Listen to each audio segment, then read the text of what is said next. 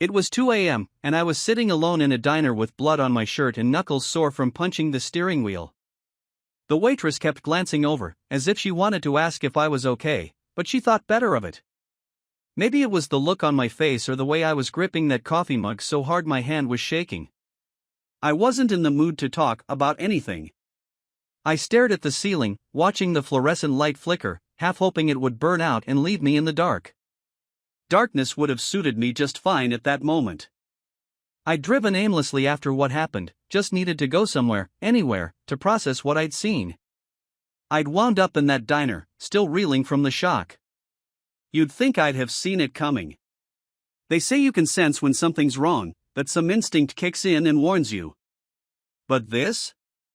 This hit me like a truck out of nowhere. See, an hour ago, I'd been sitting in my car outside a hotel. Not the nice kind of hotel where families check in for vacations. This was the kind of place where people went to disappear, where nobody asked questions about who you were or why you were there.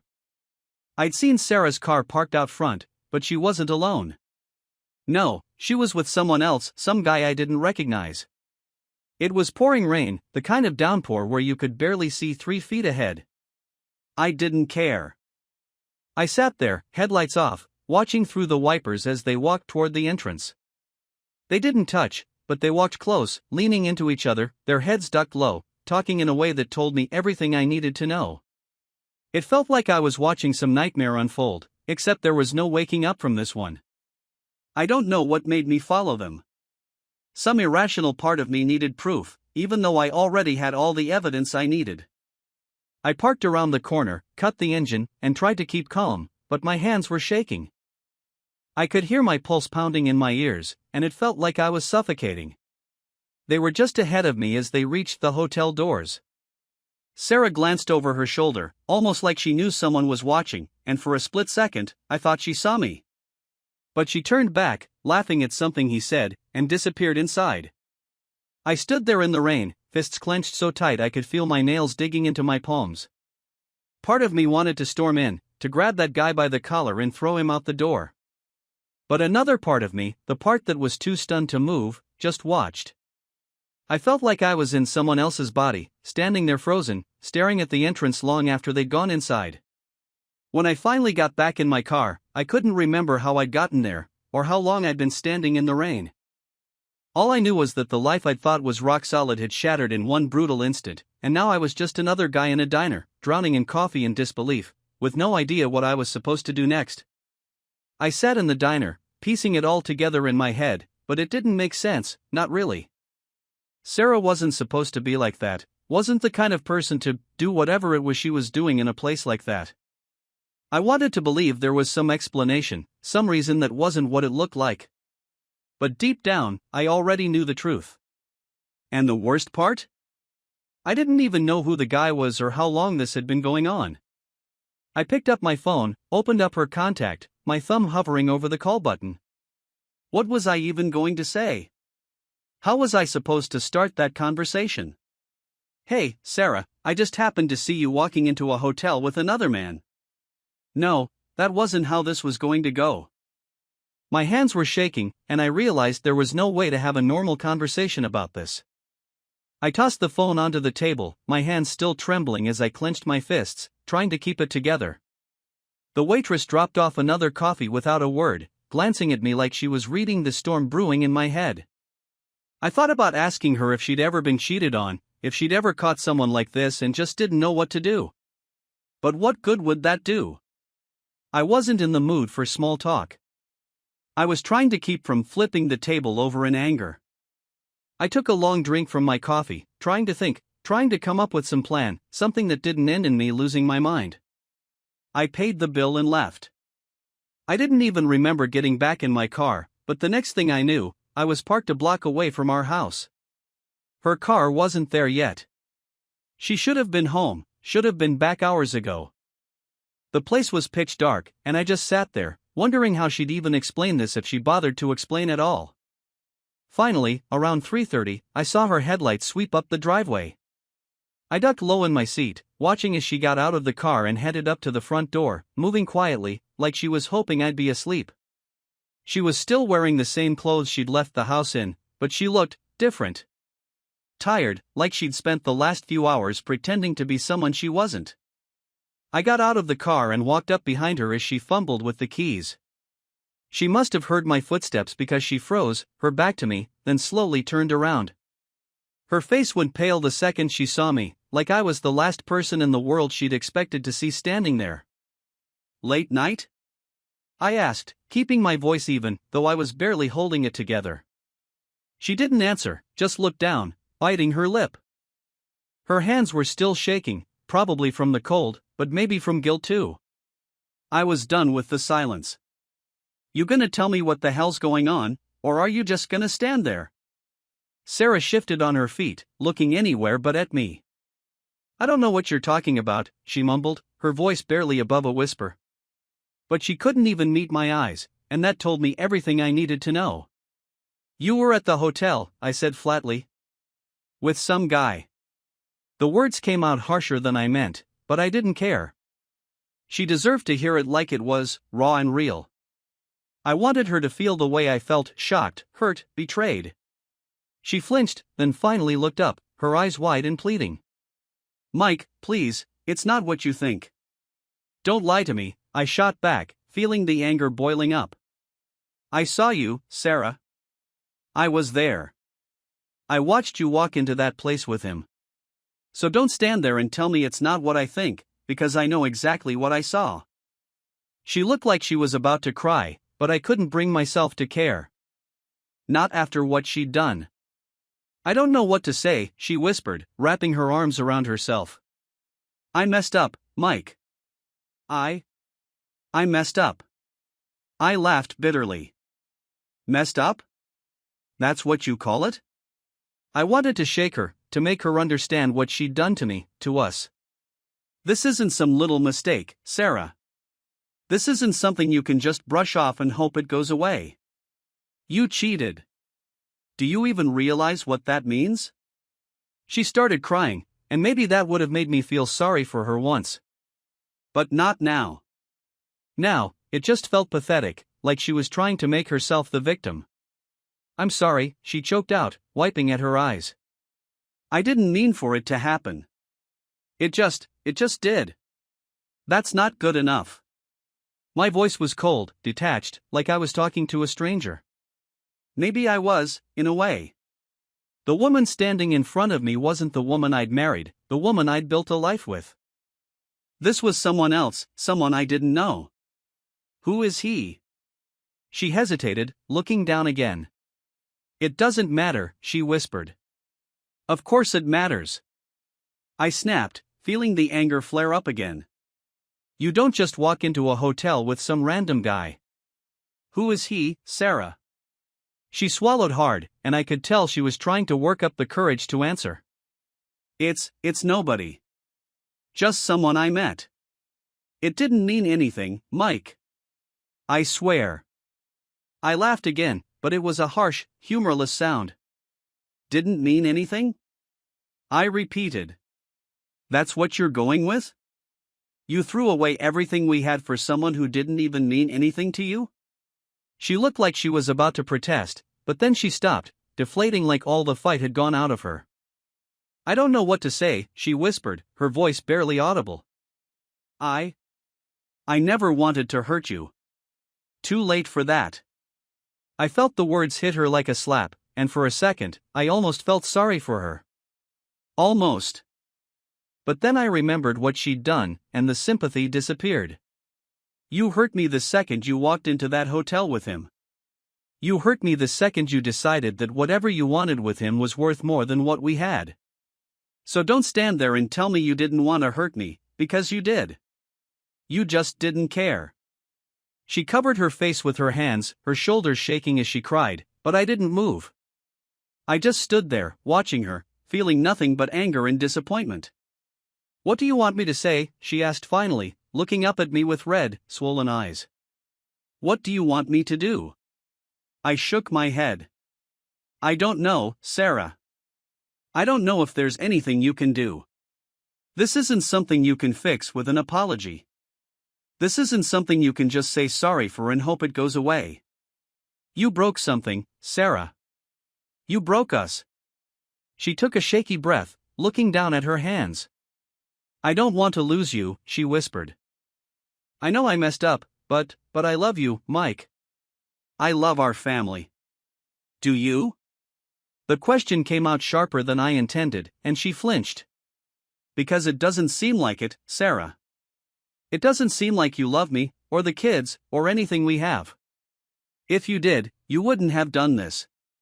You wouldn't have put yourself in a position where this could happen. She was silent, her face a mask of shame and regret. And maybe that should have made me feel better, but it didn't. It didn't change anything. It didn't make the betrayal hurt any less. After a long silence, she finally looked up at me, her eyes pleading. Please, Mike, give me a chance. Let me prove that I can fix this. I'll do whatever it takes. Just, please don't give up on us. I stared at her, torn between the anger that was still simmering and the part of me that wanted to believe her, wanted to give her the chance to make things right. But I couldn't ignore what I'd seen, couldn't pretend that it hadn't happened. I don't know, Sarah, I said finally, my voice flat. I don't know if there's anything left to fix. The next morning, I woke up alone. Not just in the bed, I mean alone in every possible way. Sarah had slept in the guest room, but I could hear her moving around downstairs. It was early, but I couldn't stand lying there staring at the ceiling, so I got up, splashed some water on my face, and threw on whatever clothes were in reach. I headed down to find her standing by the coffee machine, staring out the window. Her head whipped around as she heard my footsteps, and for a second, we just looked at each other. Mike, she started, her voice soft, like she was afraid to break the silence between us. I just held up my hand. Save it. I don't want to hear it. Not yet. I walked past her and grabbed a mug from the cabinet, ignoring the way her eyes followed me, filled with that same pleading look from last night. The silence was heavy, uncomfortable, and I wanted to get out of the house. I'm taking a drive, I said flatly, grabbing my keys off the counter. I was halfway out the door when her voice stopped me. Mike, wait. She looked down, like she was gathering her words carefully. Can we talk when you get back? I looked at her, wondering what she could possibly say that would make any of this better. But I nodded, not really committing, and left. I needed air, needed space to think. The walls of our home felt suffocating, like they were closing in on me, so I just got in the car and drove. Somehow, I ended up at my friend Jake's place. We'd known each other since high school, and I trusted him enough to be straight with me, no matter what. I hadn't planned to unload everything, but before I knew it, I was standing on his doorstep, and the second he opened the door, the look on my face must have told him something was wrong. What happened, man? He asked, ushering me inside. Got anything stronger than coffee? I muttered, and he just nodded, grabbing a bottle of whiskey and 2 glasses. He poured one for each of us, and we sat down at his kitchen table, neither of us saying anything for a moment. I took a long sip, feeling the burn as the whiskey went down, and then, I finally just blurted it out. Sarah cheated. The words hung in the air, heavy and bitter. Jake's eyes widened, but he didn't say anything, just waited, letting me talk. And so I did. I told him about what I'd seen, how I'd followed her to the hotel, the confrontation, everything. He just sat there, listening, letting me get it all out. By the time I was done, I was gripping the glass so hard my knuckles were white. I'm sorry, man, Jake said finally. I can't even imagine how that feels. I laughed bitterly, setting the glass down. It feels like everything I thought I knew was a lie. Like I've been living in some twisted version of reality, and now I'm just here.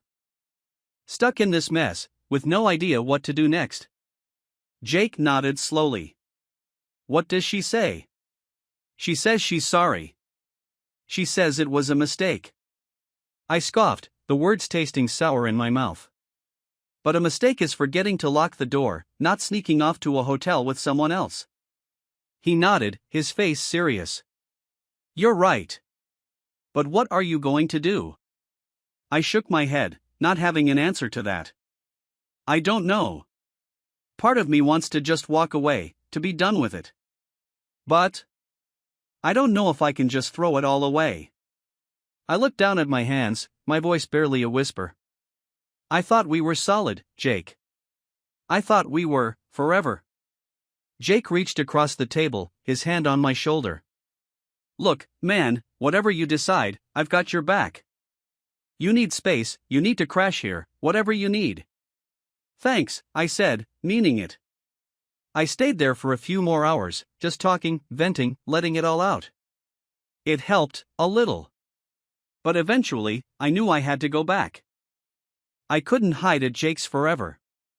So I left, dreading the conversation I knew was waiting for me at home. When I walked back into the house, Sarah was sitting on the couch, looking like she hadn't moved since I left. She looked up as I came in, her face filled with that same pleading look. Mike, please. Can we talk? She asked, her voice soft, almost desperate. I nodded, sitting down across from her, folding my arms and waiting. If she wanted to talk, then fine, I'd let her talk. But I wasn't going to make it easy on her. She took a shaky breath, looking down at her hands. I know what I did was unforgivable, she started, her voice trembling. And I know I don't deserve your forgiveness. But I want you to understand, it didn't mean anything. It was a mistake. A horrible, stupid mistake. Then why'd you do it? I asked, my voice sharp. If it didn't mean anything, why the hell would you risk everything we have for it? She flinched at my words, but she didn't look away. I don't know, she whispered. I was feeling trapped, I guess. Lost. And he was just there. I know that doesn't excuse it, but I don't know, Mike. I don't know why I did it. Do you love him? The question came out harsher than I intended, and for a second, she looked like she might cry.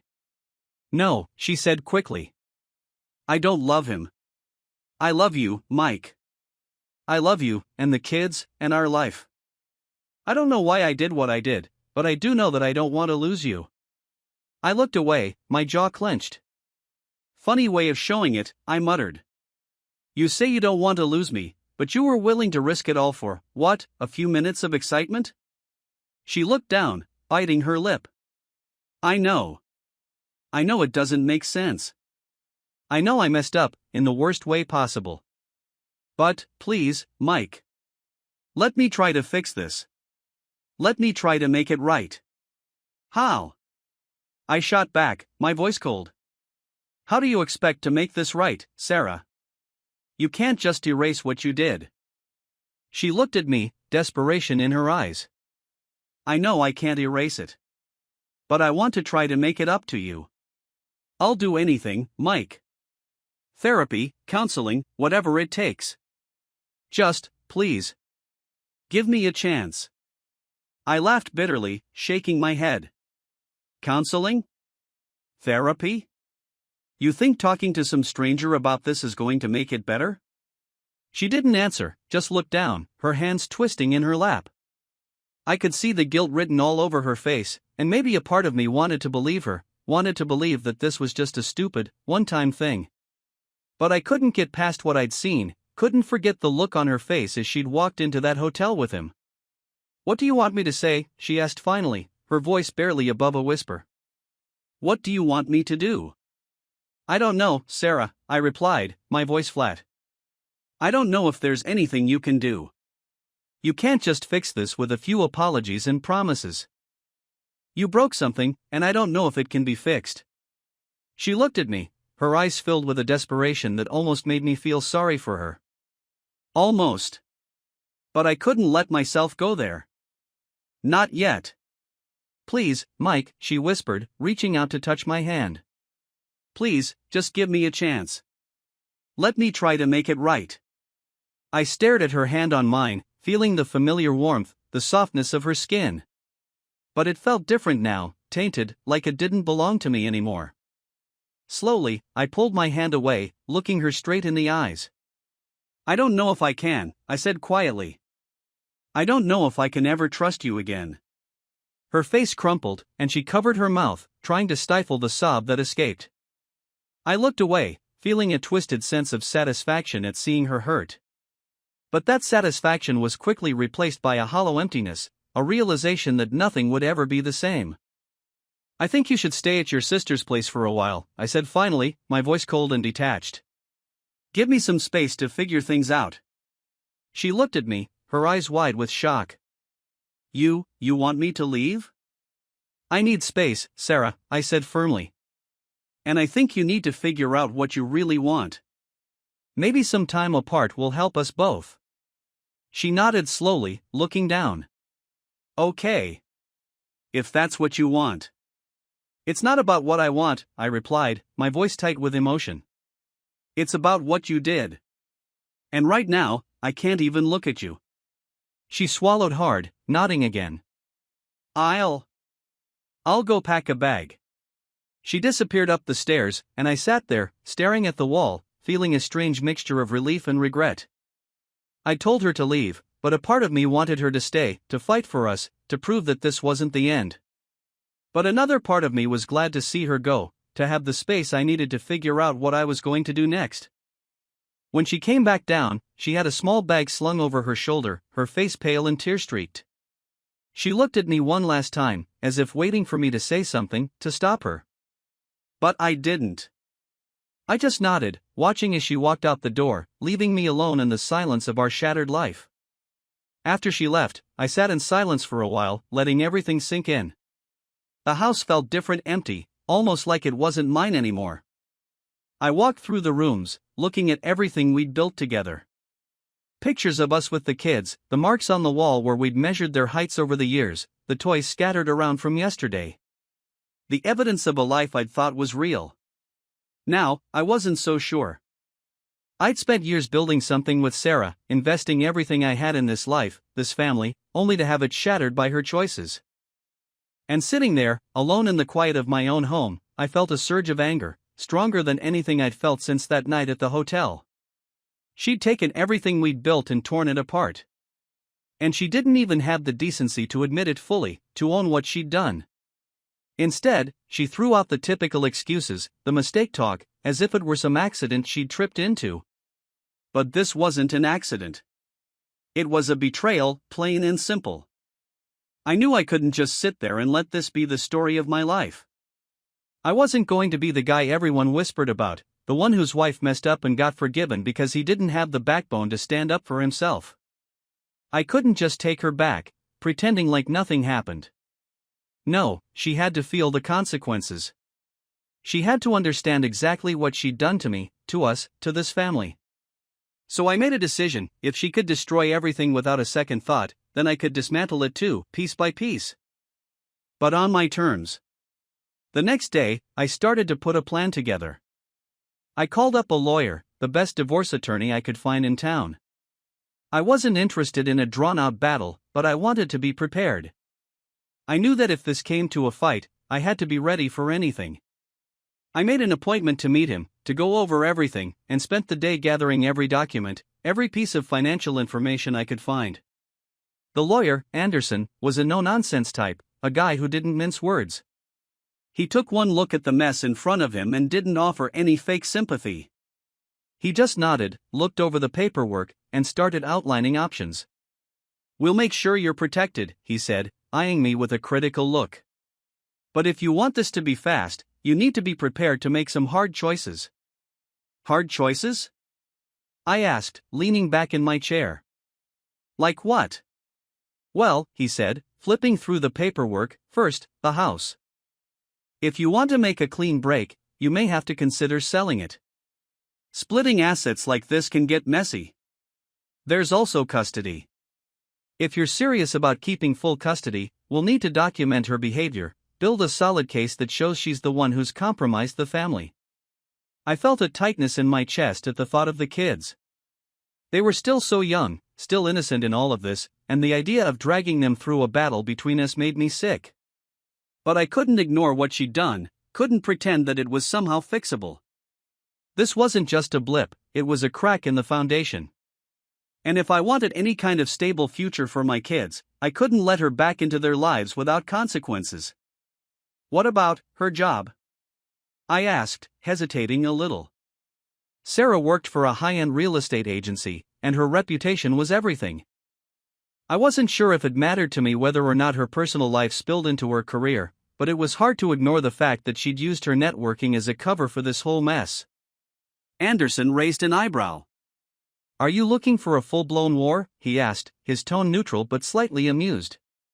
No, I said quickly, shaking my head. I just want her to understand that there are consequences. That she doesn't get to just walk away from this without a scratch. Anderson leaned back, looking at me thoughtfully. We can't touch her job directly. That's not how this works. But we can use her behavior, her choices, to our advantage. If you're prepared to go to court, there's no reason we can't make it clear that she's the one responsible for this.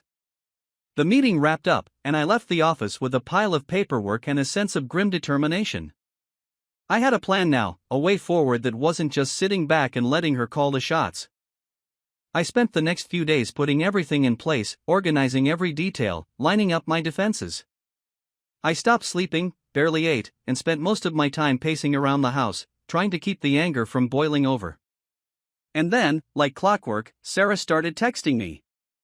The first messages were simple, asking if she could come back to pick up a few things, asking how the kids were. I ignored her at first, not ready to deal with her apologies or explanations. But eventually, she wore me down, and I agreed to let her come by. When she arrived, she looked different, worn down, tired, like the weight of what she'd done was finally starting to sink in. She stood there in the doorway, holding her bag, looking around the house like it was a stranger's place. I just wanted to pick up a few things, she mumbled, her voice barely audible. Go ahead, I said, folding my arms and stepping aside. I watched as she moved through the rooms, gathering a few clothes, some toiletries. She seemed smaller somehow, less sure of herself, and for a moment, I felt a flicker of something close to pity. But I shoved it down, reminding myself of the hotel, the lies, the betrayal. She hesitated as she passed the living room, looking at the family photos lining the walls. Mike, she started, her voice shaking. I know there's nothing I can say to make this right. But I want you to know that I never stopped loving you. I made a mistake. A mistake? I echoed, feeling the anger rise up again. You call this a mistake, Sarah? This isn't forgetting to lock the door. This is ripping our family apart. She looked down, swallowing hard. I know I hurt you. I know I messed up. But I want to make it right. I want to fix this. Fix it? I shook my head, barely able to contain the bitterness in my voice. How do you expect to fix this, Sarah? You think you can just apologize, and I'll forget everything? She was silent, her face pale and drawn. She looked like she wanted to say something, but no words came out. Instead, she just stood there, looking at me, pleading with her eyes. What do you want, Sarah? I asked, my voice cold. What are you hoping to get out of this? I don't want to lose you. I don't want to lose our family, she whispered, her voice breaking. I know I don't deserve forgiveness, but I can't bear the thought of losing you. Then maybe you should have thought about that before, I shot back. Maybe you should have considered what you were throwing away. She flinched, looking down at the floor. I know I deserve this. But, can't we at least try? For the kids? The kids? I laughed, shaking my head. You think dragging them through this is somehow better for them? She looked up, her eyes desperate. I don't know. I want to try. I want to do whatever it takes to make things right. I stared at her, the anger boiling inside me. Part of me wanted to scream, to make her feel the pain she'd caused. But another part of me just wanted her gone, wanted to erase every trace of her from my life. Here's what's going to happen, I said finally, my voice steady but cold. I've already spoken to a lawyer. We're going to work out custody, figure out what's best for the kids. But as far as we're concerned, this is over. Her face crumpled, and she covered her mouth, trying to hold back the sobs. Please, Mike, don't do this. I love you. I know I messed up, but please, don't throw us away. I'm not throwing us away, I said, my voice hard. You did that the second you walked into that hotel with him.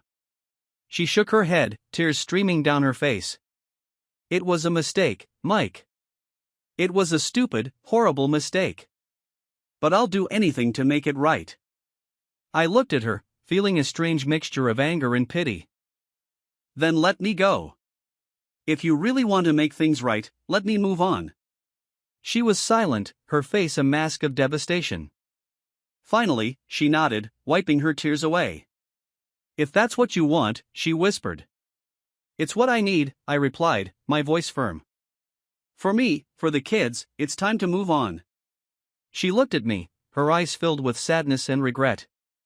And in that moment, I knew that whatever we'd had, whatever we'd built, was gone.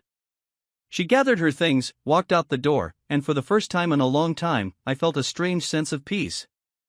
After she left, there was nothing but silence, and for once, I welcomed it. The weight of the past few days had been crushing, but with her gone, it felt like I could finally breathe again. Still, this wasn't over.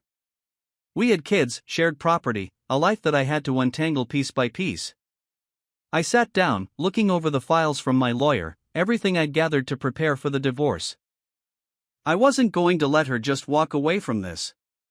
There were consequences, and I intended to make sure she felt every single one of them. The next morning, I called Sarah's sister, Kelly. I told her about what happened, not all the details, just enough so she understood the gravity of the situation. I needed her on my side. I needed her to understand that this wasn't just me being angry or petty. Sarah's choices had shattered everything, and I needed someone to know the truth, to know that I wasn't the villain here. Kelly was shocked, but she agreed to help, to be there for the kids when they needed it. I appreciated that, more than I could put into words. When I hung up, I felt like a weight had lifted off my shoulders. Now there was no turning back. I called Anderson, my lawyer, and told him to start the process. I wasn't interested in dragging this out any longer than necessary, but I wanted everything on record. The infidelity, the impact on the kids, the strain it had put on our lives. I wanted it all documented so that when the time came, she wouldn't be able to spin this as some simple mistake. That night, I sat the kids down, gently explaining that their mom was going to stay at Aunt Kelly's for a while. I didn't go into details, they were too young to understand that kind of betrayal, but I could see the confusion in their eyes, the questions they weren't sure how to ask. I reassured them as best as I could, promised them that I would always be here, that nothing would change between us. But I could see the hurt on their faces, the worry that things would never be the same. And maybe they wouldn't. But I'd be damned if I'd let them suffer because of this. Over the next few days, things fell into a strange routine. I went to work, came home, made dinner, and spent time with the kids. I stayed in contact with Anderson, and he kept me updated on the progress of the divorce. I'd hired a private investigator to gather more evidence of Sarah's infidelity. I wasn't out for revenge, I just wanted proof, something concrete that would ensure I'd get custody of the kids. I wasn't going to let her instability or selfishness disrupt their lives any further. One evening, while I was going over some documents in the study, I heard a knock at the door. I checked my watch, it was nearly 10. I wasn't expecting anyone, so I got up cautiously, peeking through the side window. It was Sarah. She looked tired, worn down. I hesitated, but finally opened the door, stepping aside without a word. She came in, folding her arms tightly as she glanced around. "Mike, can we talk?" she asked, her voice barely above a whisper. I didn't answer, just gestured to the living room. She sat down on the edge of the couch, looking around like she was a stranger in her own home. I sat across from her, waiting. If she wanted to talk, then I'd let her. But I wasn't about to make it easy. First, I want to thank you for letting me see the kids, she started, her voice unsteady. I know I don't deserve it, after everything. I nodded, keeping my face expressionless. They're still your kids, Sarah. I'm not going to keep them from you. But this doesn't change anything. She looked down, her shoulders slumping. I know. Anne. I know I hurt you, Mike. I know that what I did, it's unforgivable. But I want to understand why. Why did it have to end like this? I felt a surge of anger, but I kept it in check. That's the question you should be asking yourself, I replied coldly. You were the one who decided to throw it all away. So don't sit here and act like I'm the one who ended it. She looked away, biting her lip. I know. I'm not trying to put this on you, Mike. I didn't realize how much I was risking. I didn't realize how much you meant to me until it was too late. I laughed bitterly, shaking my head. Too late? You've had years to realize what we had. You had every opportunity to talk to me, to work things out if you felt something was missing. But instead, you chose to sneak around behind my back. You chose to betray me, to betray us. She winced at my words, her eyes filling with tears. I don't expect you to forgive me. I know I don't deserve it. But I want to make things right, Mike. I want to try to fix this. I shook my head. There's nothing to fix, Sarah. You destroyed it the second you walked into that hotel with him. There's no going back from that. She nodded, wiping at her tears. I know. I know I can't undo what I did. But I don't want to lose you, Mike. I don't want to lose our family. It's a little late for that, don't you think? I shot back, the bitterness in my voice undeniable. You made your choice, Sarah. And now you have to live with it. She was quiet for a long time, just sitting there, staring at the floor. Finally, she looked up, her eyes filled with regret. I'm sorry, Mike. I know that doesn't mean much now, but I am. I'm so sorry. Sorry doesn't change anything, I replied, my voice cold. You should go. The kids will be back from my mom's in the morning, and I don't want them seeing you like this. She nodded slowly, standing up. She looked around the room one last time, as if trying to memorize it, and then she left without another word. After she was gone, I sat there, staring at the empty space where she'd been. Part of me felt a strange sense of satisfaction, like I'd finally said everything I needed to. But another part of me felt hollow, like something was missing. I thought that seeing her broken, seeing her regret, would make me feel better. But it didn't. If anything, it just reminded me of everything we'd lost, of everything she'd thrown away. Over the next few weeks, I focused on the practicalities. I went through every financial statement, every bank account, making sure everything was in order. I called the school, letting them know about the situation, explaining that Sarah wouldn't be picking up the kids anytime soon. They were sympathetic, offering any support I needed, but it didn't make things any easier. Every time I explained, every time I told someone new, it was like reliving the betrayal all over again. But I was determined to get through it. For the kids, if nothing else. They were still so young, still so innocent in all of this. I didn't want them to grow up with this hanging over their heads, with the knowledge of what their mother had done. I wanted them to have as normal a life as possible, even if that meant going it alone. One evening, I got a call from Anderson.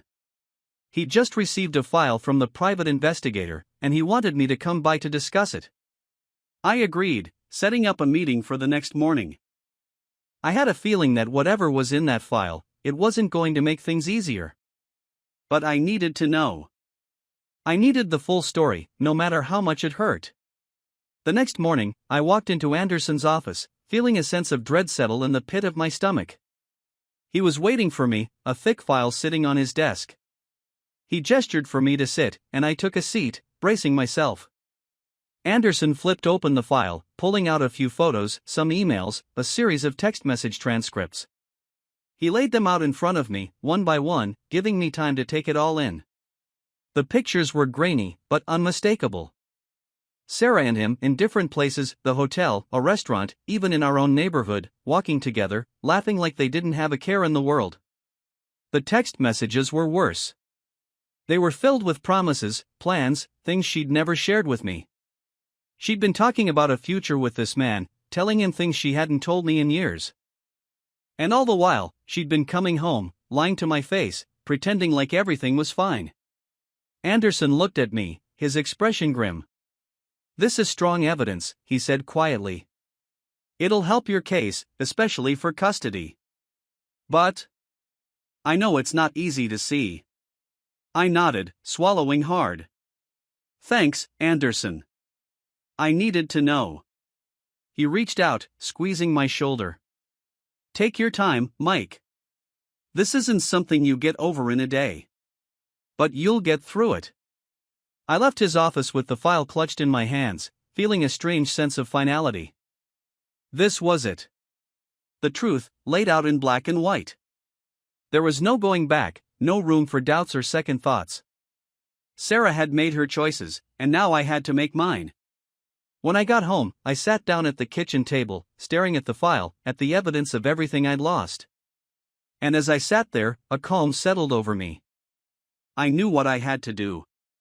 I wasn't going to let her destroy everything I'd worked for, everything I'd built. I was going to fight, to rebuild my life, piece by piece. I took a deep breath, closed the file, and made a decision. I was going to put this behind me, one way or another. Days turned into weeks as the divorce process continued. Sarah made a few attempts to reach out, but I stuck to our agreement and kept things focused on the logistics of splitting up our lives. She'd asked to meet in person, to talk things over, but every time, I'd shut it down. I had no interest in rehashing the past. It was done. The damage was irreparable, and I was moving on. But even as things moved forward, I couldn't shake the constant tension. My nights became sleepless, filled with questions I couldn't answer, anger that didn't subside. I'd lie there, thinking of every single moment that had led us here, wondering if there was a sign I'd missed, some warning I hadn't noticed. But every memory just left me angrier, wondering if this was how little I had really meant to her all along. And then there was the kids. Liam and Emma were still too young to fully understand what was happening, but they knew enough to be confused. Emma, my youngest, would ask me every night, "When's Mommy coming back?" And every night, I'd have to find a way to explain that she was staying somewhere else. The look on her face each time was enough to make me reconsider everything, but then I'd remember that stack of evidence, the lies, and all the promises Sarah had made to someone else. My lawyer, Anderson, and I met with Sarah and her attorney a few more times, finalizing the property split and custody arrangement. She was fighting for joint custody, but the evidence I had left no room for compromise. Anderson assured me that it was likely I'd get primary custody, but nothing was final until the judge approved it. And even with the evidence in my favor, there was always a chance I'd have to share time with her, to see her picking up the kids, stepping into a life she had shattered. But I wasn't interested in making life easy for her. She wanted a fresh start, some new life with whoever she had met on the side, and I was ready to make sure she got exactly that, alone.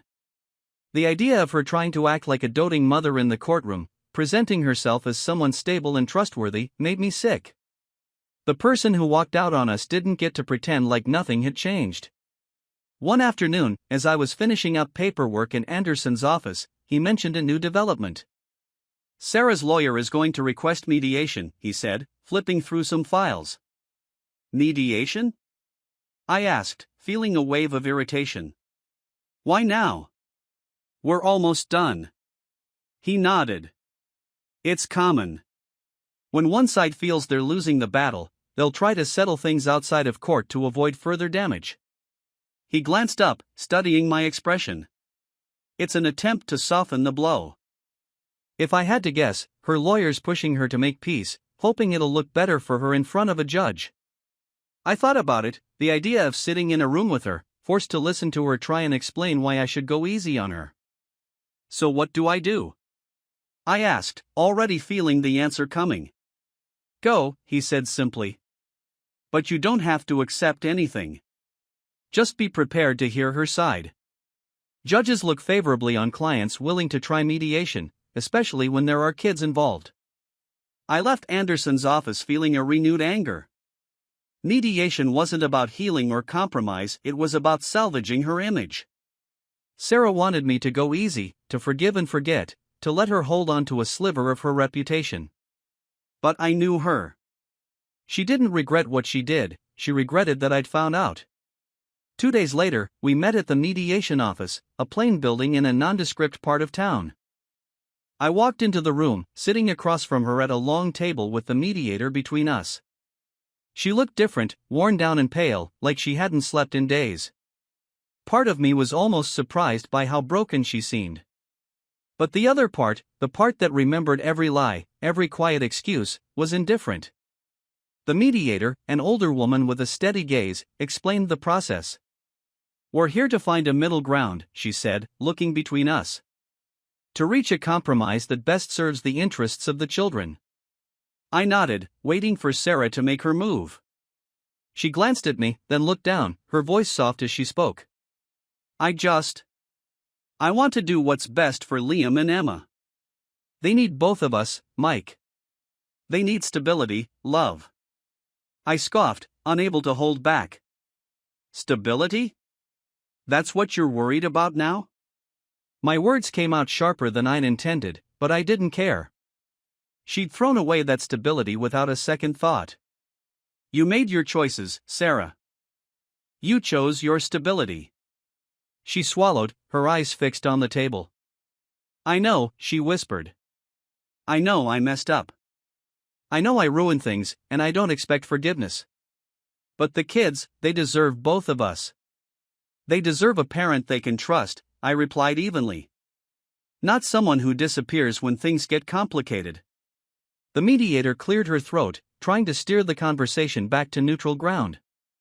"It's clear that emotions are high, and understandably so. But we're here to focus on the children's well-being. Is there a custody arrangement that would be acceptable to both parties?" I leaned back, crossing my arms. "I want primary custody," I said firmly. "I'll make sure they see her, but they need stability. They need to know who's going to be there for them, no matter what." Sarah looked up at me, desperation in her eyes. "Mike, please. I don't want to lose them. I don't want them to hate me."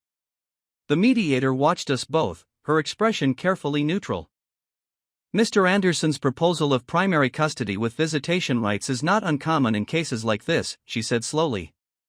"We can work out a schedule that allows both parents to maintain a presence in the children's lives, but with the understanding that the primary residence is with Mr. Anderson." Sarah was quiet, her face pale as she nodded.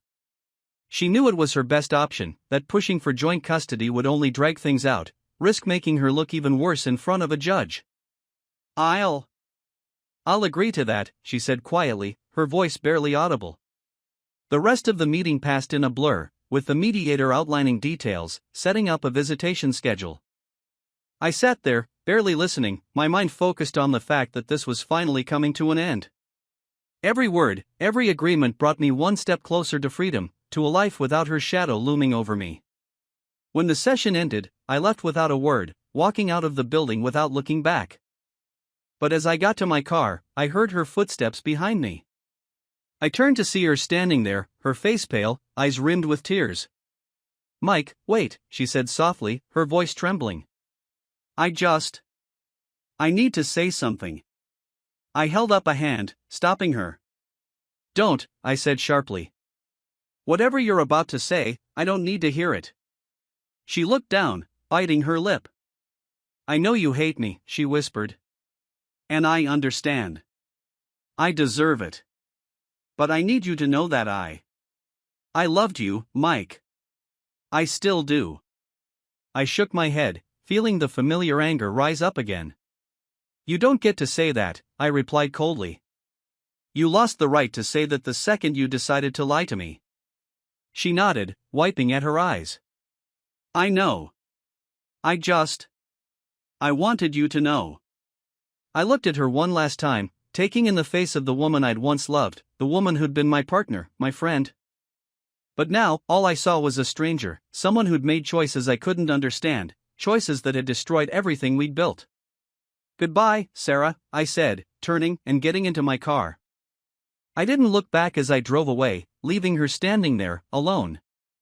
Back at home, I spent the evening going through the final papers, signing everything I needed to, putting it all in a folder for Anderson to file. I felt a strange sense of relief, a lightness I hadn't felt in months. This was it. The end of one chapter, the beginning of another. Over the next few days, I focused on the kids, making sure they were settled, adjusting to the new routines. I signed them up for new activities, spent more time with them, did everything I could to make sure they felt secure, loved. And slowly, I started to feel a sense of peace, a sense of closure. One night, after I tucked the kids into bed, I sat down with a drink, looking around the quiet house. It was empty, in a way, but it was mine. And for the first time in a long time, I felt like I was exactly where I was supposed to be. Sarah's betrayal had broken something in me, something I wasn't sure would ever fully heal. But it had also given me clarity, a renewed sense of purpose. I knew who I was, what I stood for, and what I wanted for myself and my kids. And whatever came next, I knew I was ready for it.